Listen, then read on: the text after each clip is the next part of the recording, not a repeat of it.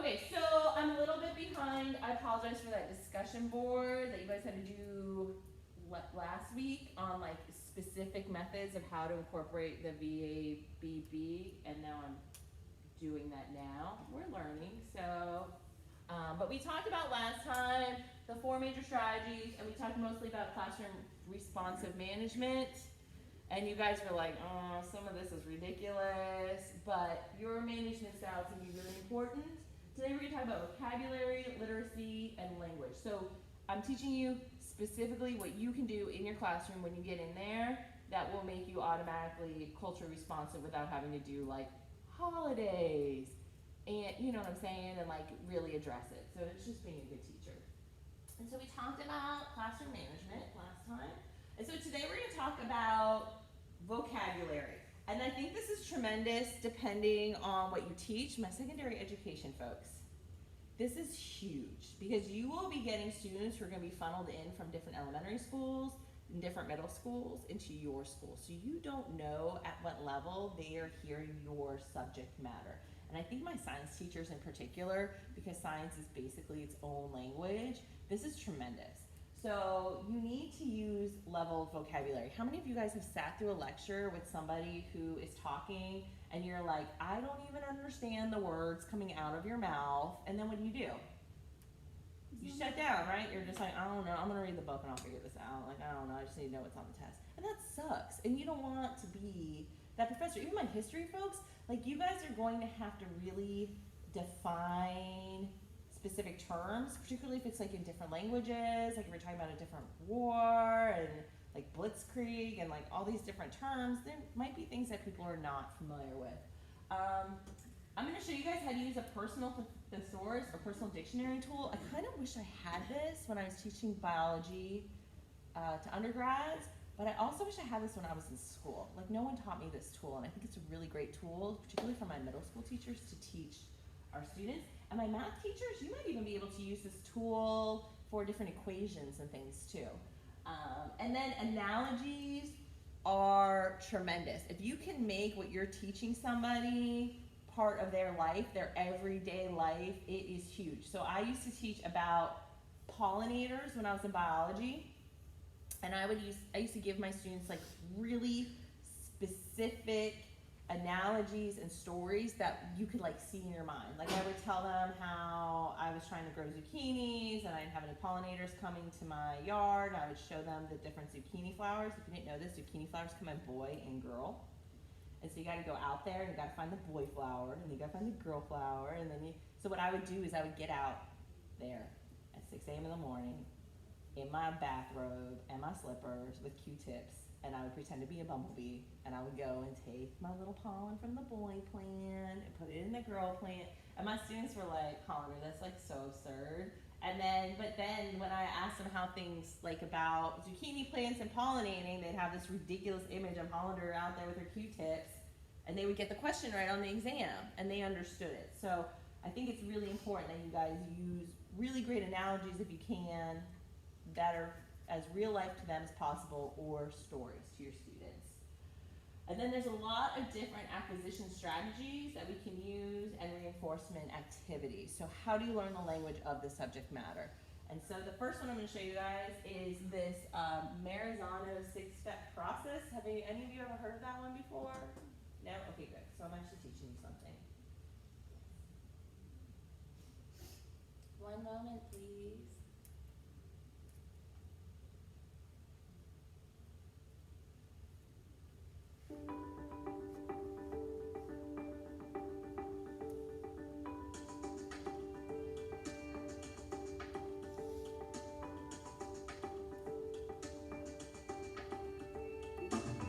All right, our vocabulary word for this week that we're going to focus on is formulate.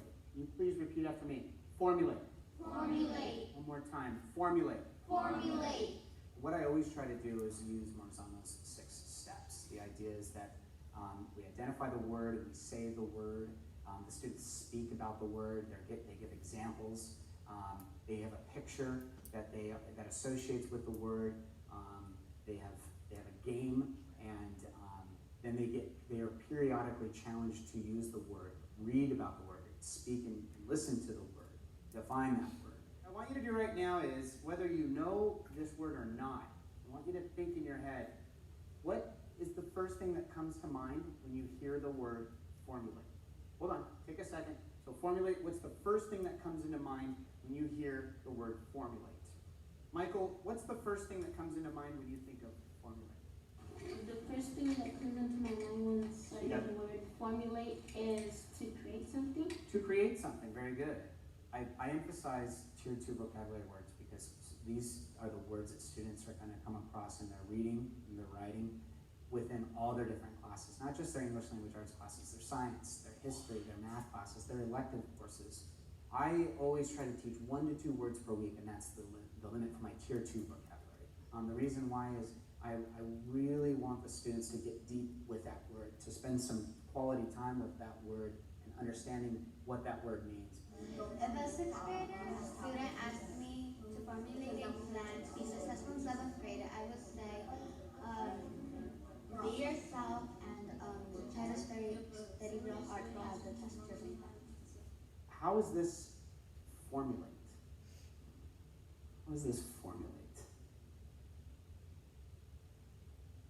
He was trying to create a plan to get the balloon.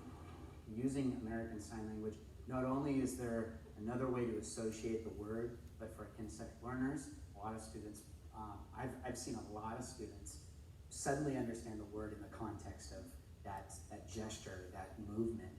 Formulate. So it's this way to this way. Okay? That's cool. Do it again. Formulate. Look at the definition.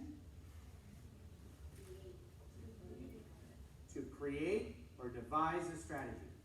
To create or devise a strategy. On Tuesday, I had a starter where I just used the word formulate in one of the questions. We're in the middle of a RCD unit on writing argument essays. So what I wanted them to do was to choose a certain amount of vocabulary words. I called it the vocabulary challenge. How many words are you going to do for the vocabulary challenge? Which words? Predict, evaluate, induce, assessment. Okay. On Friday, I always try to incorporate an activity, an engaging kind of game. Another tenet to Marzano's vocabulary philosophy is to have a game, to use the word in a fun way. But also, I think it creates a little bit more engagement. When they have fun, students tend to sometimes forget that they're learning. What? Okay, so those, do you have to do it all? No, and here's the reality. When you get into the districts, they're gonna say, your students have to pass their standardized exams, so you're not gonna have as much time, but if you can incorporate some of these things, especially if you're teaching a new word or concept, something I used to do in biology and math, you might be able to do this too. I used to make my students act things out. So I'd be like, pretend you're the membrane and you have to get in and out of the cell. How would you do that? And they have to like act out some biological concept or chemistry concept. So if you can incorporate things like that, it really gives them the ownership to it. Hello, I don't know how to work this thing. So here's just an example of level vocabulary. If you asked a web developer what they do for a living and they're super nerdy and they don't level their language for just anybody, then they might say web development broadly refers to the tasks associated with developing websites for hosting via intranet or internet. The web development process includes web design, web content development, client-side, server-side scripting, and network security configuration, among other tasks. Okay, if you're at a cocktail party or a bar and you meet a web developer, and you're like, oh, what do you do for a living? And they say that, you're gonna be like, okay. And then you're gonna take a drink of your beer and you're probably gonna like walk away, right? Like, you're like, great, that's nice. Cause you're like, I don't understand what is the intranet versus the internet? Scripting, okay, what is this all about? So if they were to break it down, maybe not this simplistically for our college educated students, but if you're teaching middle school and high schoolers who are still learning the languages behind all this, this might be more appropriate. So computers are used, this is like how I explain to my 97-year-old grandma too. But computers are used to share pictures, words, and movies, usually cats, with other computers. So the computers need to show the cats on boxes with tiny lights in them, but don't know how. So people like me tell the computer many words so that it knows how to change the tiny lights to look like a cat. And then we try to make the lights change very fast so that you don't have to wait for your cats. And some days the lights are all wrong, and we have to tell the computer more words to make them look like cats again. I mean, that's like a really great one for your elementary students. You might be like, okay, I'm not that stupid, and take a drink and walk away again. But I mean, you get this. You're like, okay, yeah, I get what you're saying here. Whereas this one, I'm like, okay, that's nice. Whatever. If you are interested in trying to use a personal dictionary or thesaurus, for my math and science people, you may want to use this for formulas or concepts. I like to do this with my students in science, where I make them put things in their own words. Because if you truly understand something, you can put it in your own words and then explain it to somebody else. And it might be, when do you use that formula and how you use it? Or in biology, it might be like how to explain something. If it's history, you might need to like create an analogy of like when things come first, second, or third, if they have to memorize timelines and dates, which is like the worst part of history and social studies. So in this case, if a student has like a reading log in your class or in their textbook, like they have assigned readings, they can pick the paragraph, the word, define it in their own language. This could even be their home language. So if you have a lot of ESL students, if it's easier for them to define it in Spanish, French, Vietnamese, whatever language it might be, they could do that too. And then some people are very visual, so being able to draw a picture really helps them. Or you could do what he did, like maybe not necessarily teaching your students sign language, although that would be really cool too, but having them come up with like a kinesthetic way to remember that word or formula, and then put it in their own sentence. Now here's the tricky part about having your students do this. You do need to check in every once in a while and make sure they're using the word correctly. Because they can get really into it, and then you could realize, wait, you're using formulate wrong, or you're using that term or that concept incorrectly. But I really enjoy this. My science teachers, those stupid laws, like the physical laws of water, Newton's 30 laws, I like doing it for this, because then it's like, you read these laws and you're like, okay, that's nice, but what does it really mean? And then your students can grasp it. Okay.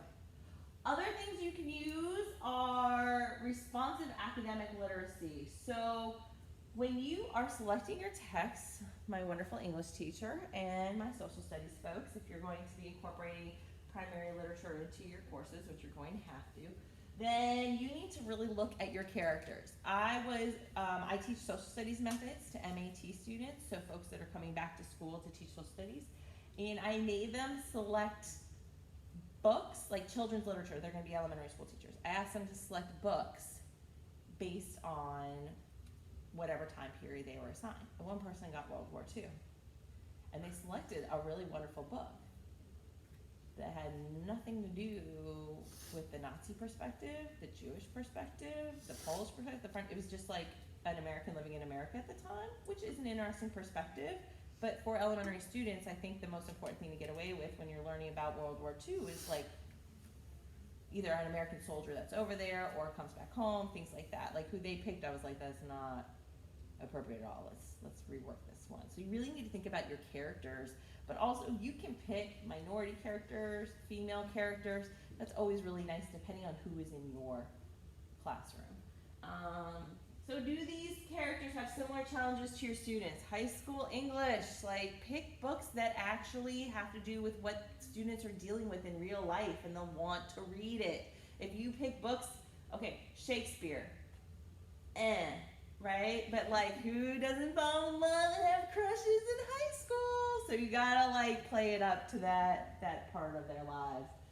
Do these characters look like your students? Do they sound like your students? If anyone ever teaches elementary school, I have a ton of really great books for you that use like interchange words. Like right now we're trying to turn my kid on to Spanish a little bit. So like we use a little bit of Spanish terminology, and we have like some really Skippy Jones is like a great little cat who has who's Latin, and he says some things in Spanish, and he's really fun. So there's a lot of books out there that you can do that. And is the theme relatable? Same goes for your math problems. Same goes for your historical text. If you are only reading historical texts from the Civil War about generals, and they're just like, you know, boring guys only talking about war, and you're not talking about it from like their kids' perspectives, diaries, Claire Barton, all that business, you might want to consider doing that. Like, what would it be like to be 15 and living through the Civil War? If you can find primary text about that. You would be in it. Yeah, You would be fighting. you would be in it. So, but here's the thing. If I was in your class, I wouldn't know that. I would assume they're all like 25 and like I wouldn't relate. But if you were like, this is a 14-year-old boy fighting the Civil War, or if you've got a ton of girls in your class, you could talk about like Claire Barton and her letters to whomever. You know, it'd be kind of cool. If you're going to do read alouds, do you know what the worst thing ever is? When you have your class reading aloud. Now, first of all, if you've got a lot of English as a second language students, select your text very carefully if you're going to do read alouds. I personally get nothing out of reading a book aloud in class. Like, I could never absorb it, but if you do and you want to work it in, that's great. If you're going to read aloud to your students, don't do this. Gerald was a tall giraffe whose neck was long and slim, but his knees were awfully crooked and his legs were rather thin. Like, this is such an exciting book, guys. Why aren't you all into it? Like, I love when English teachers make you read Shakespeare out loud. Thou art shall not, O Romeo, O Romeo. Oh, right? And then who doesn't have anxiety when reading? Like, you really need to, like, bring it to life. So, like, for example, if you all were my 2-year-old right now, we'd be like, I would be, you know, like, show me this, and I'd be like, Gerald was a tall giraffe whose neck was long and slim. Did you see the long and slim neck, honey? And yeah, Mom. And then, but his knees were awfully crooked, and his legs were rather thin. But he's very good at standing still and munching on leaves. But when he tried to run around, he buckled at the knees. Like, you gotta sing-song it. I know, it's awful. And even reading word problems for math, get into it. They went down to the bodega, and they needed 4 pineapples.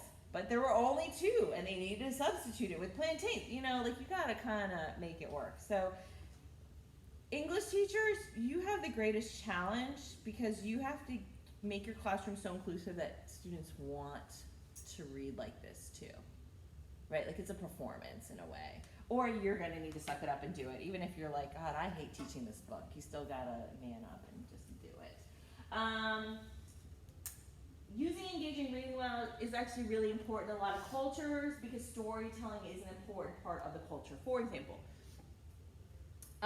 if I get to share more holidays with you all, particularly like if you were here in the spring, I could explain to you how we celebrate Passover, and storytelling is like the crux of that holiday. And like, if you were like, and then there was a plague of locusts, and then the Nile turned red with blood, that'd be the worst freaking Passover celebration of your life. But if like, you had someone in who was like, and then locusts rained down, and they're like throwing plastic locusts at you, come to my house, it's a good time, you know?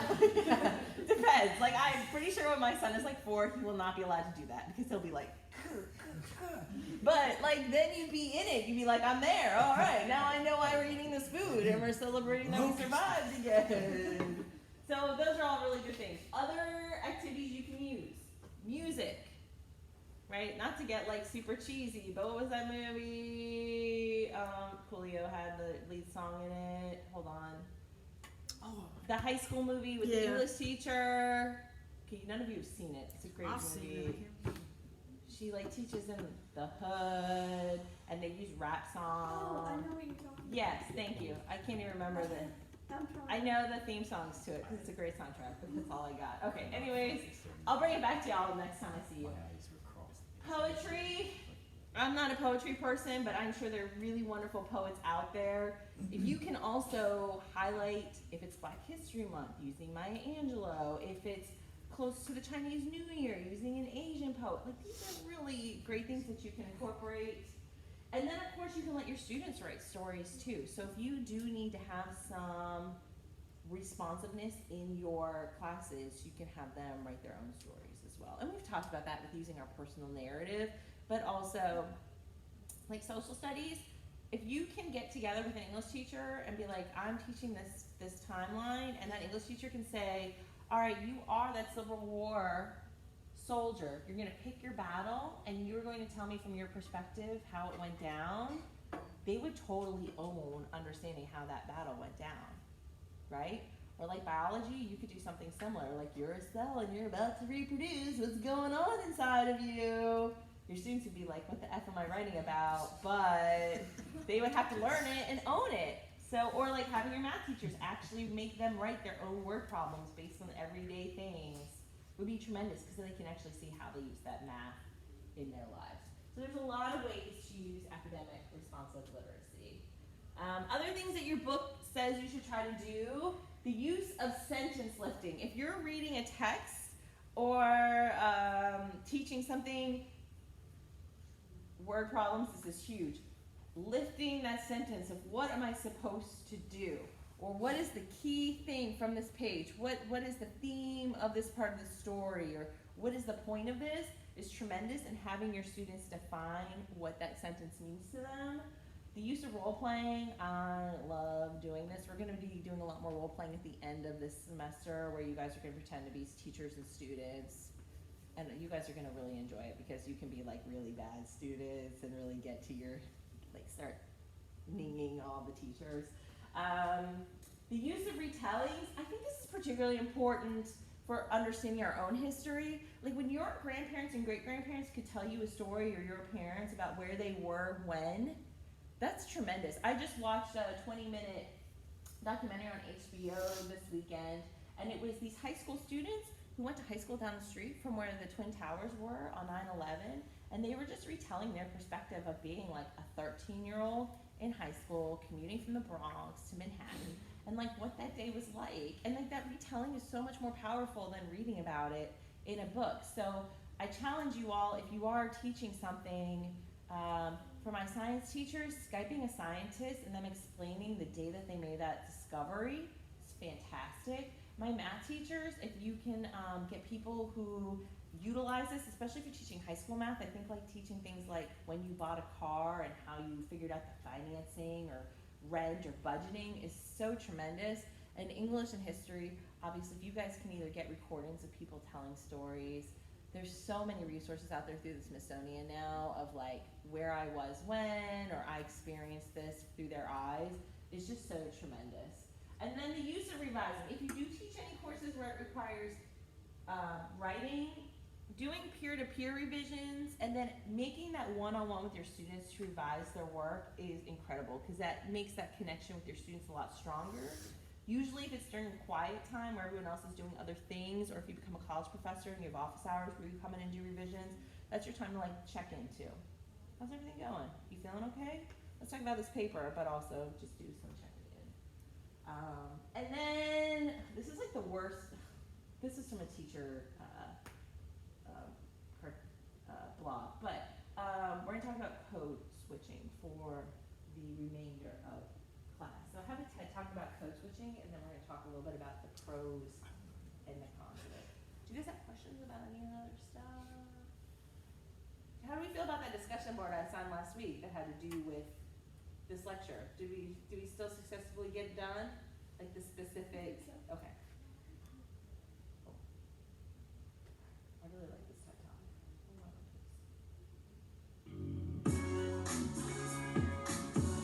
Hold on, it's starting up. Somewhere.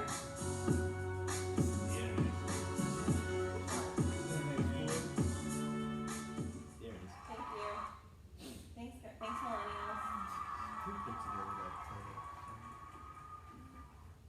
Hold on. The hood and fit in is what I'm. No! Wait. Back it up. Back it up. So this is like at a local school.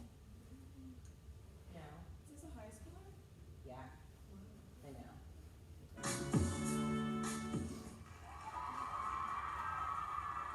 Actually, I don't know. I think she's in high school. Good evening. Before we get started, I would like to define two things for you. The first thing I would like to define for you is something called the first 8 rule. I learned the first 8 rule at a life seminar at Emory University over the summer. A woman named Dr. Tolbert told me and my classmates that people often judge you within the first 8 feet, 8 seconds, and 8 words that come out of your mouth. Crazy, right? The second thing I would like to define for you is a term called code switching. Now, people often define code switching as the change in linguistics, but to me, it's more than that. It's the way you dress, the way you talk, the way you present yourself in certain situations. Before I get started, I would like to tell you a little bit about where I'm from and how I learned to code switch. I come from Cincinnati, Ohio, and I went to school in the inner city, or what some consider the hood. We talk different in my city. We dress different on my side of town from others.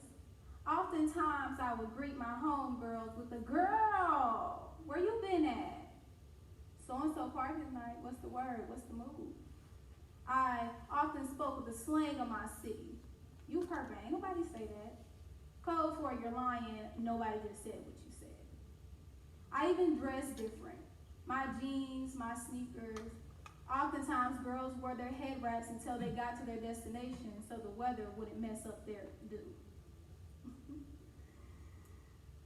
Then I came to this big switch in my life.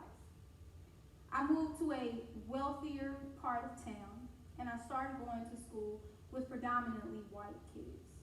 It was a culture shock for me. I wasn't sure how to act. I was always intelligent. I always had manners, but when I never had to display them where I was from. I didn't know what to do. I was in this building full of no one who looked like me. No one had on their scarves.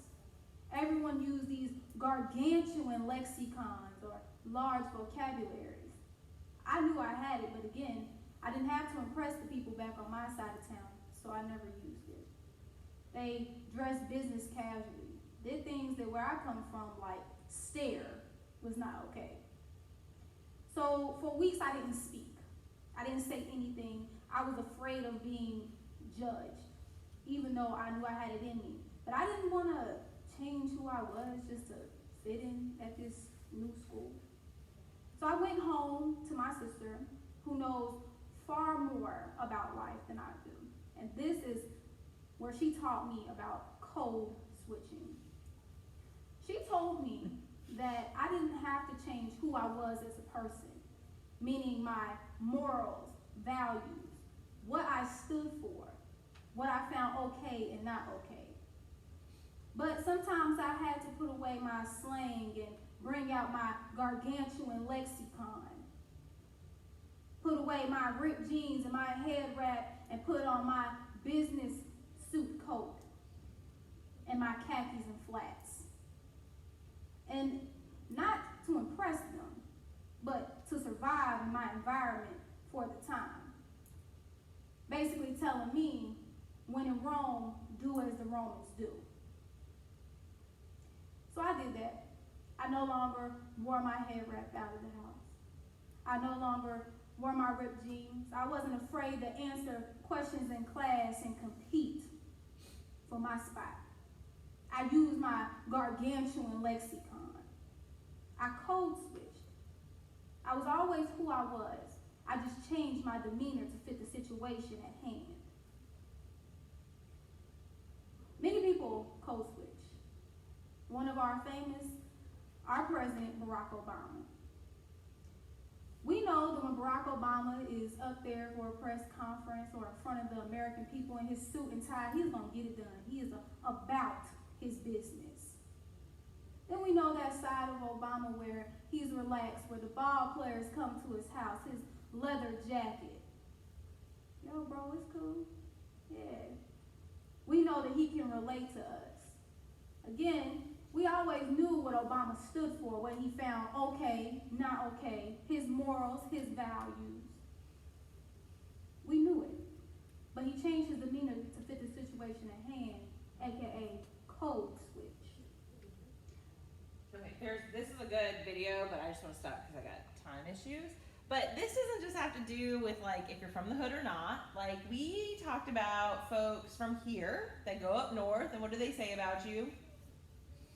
They're like, oh my God, you've got all your teeth. And, you know, if you use certain terms down here that are not common, like the first time I came to Nichols and I was like, down the bayou. And everyone was like, oh, you're not from here. And I was like, oh, okay, I didn't know, sorry. You know, or like, you say who dat, or like, you know, there's just things that we say here that you don't say in other places. If you go and teach in other regions of the country, or when you go to teach, period, you're going to be a version of yourself, right? But do they need to like know all the weird about you? No. Do you want to know all the weird about your students? Yeah, no. Like you're all my angels in my eyes still. I want to know nothing of what you do at night. Or like if you see me on Mardi Gras or at a festival, like you're gonna be like, oh hey, Dr. Hollander, how are you? Right? And then you go back to your friends, you're gonna be like who you really are in your home. So code switching is something that I wanted to talk to you guys about because one, your book mentions it, but also it's important for us to not make our students use proper English, right? Don't talk like that in this class. You want to celebrate who your students are, but you also need to start molding your students so that they can be successful in this world where you may not necessarily in the business world be as accepted if you talk and act like you do at home or in your neighborhood or from the region that you're from. And so I wanted to just mention this. How do you guys feel about that? Do you feel that pressure in college? I feel like Maple State's like a special unicorn place. Yeah. You know what I mean? Like the majority of us are from here. Yes, ma'am? I feel especially in my English classes when I have to write, like I would never write as spoke Yes. or as I hear people speak. And so I feel like if you were to code switch or if you were to have to give a presentation where you were orally speaking, then I would speak how I would write. Yeah. Yeah, no, you totally would, right? Because you want people to like take you seriously and they want to know that you're a professional and you're educated. And so I think this is something that like as you guys get into the classroom, just consider that you do want to celebrate where your students come from and who they are, but you also do need to mold them to be successful in a world where HR is going to look at your first name and decide if you're going to get an interview or not, right? I mean, this is the reality of it, unfortunately, right now. And luckily, things are getting looser and looser. I think especially social media, like no one has to cover up their tattoos anymore. People can be more themselves, good or bad. Yeah, just let it all hang out. It used to be women in Mississippi, if you taught, you had to wear pantyhose. No matter how hot it was. And no piercings besides what's in your ears could show. And no tattoos. Mississippi's always been a little behind Backwards. laws. Yes, but there are places in Louisiana that still do that too, unfortunately. So, I mean, just consider that and understand what code switching is. And once you get out into that real world, think about how you have to code switch sometimes. And then also consider how you can help your students be successful in the real world. And that is it, my friends. Next time we'll talk about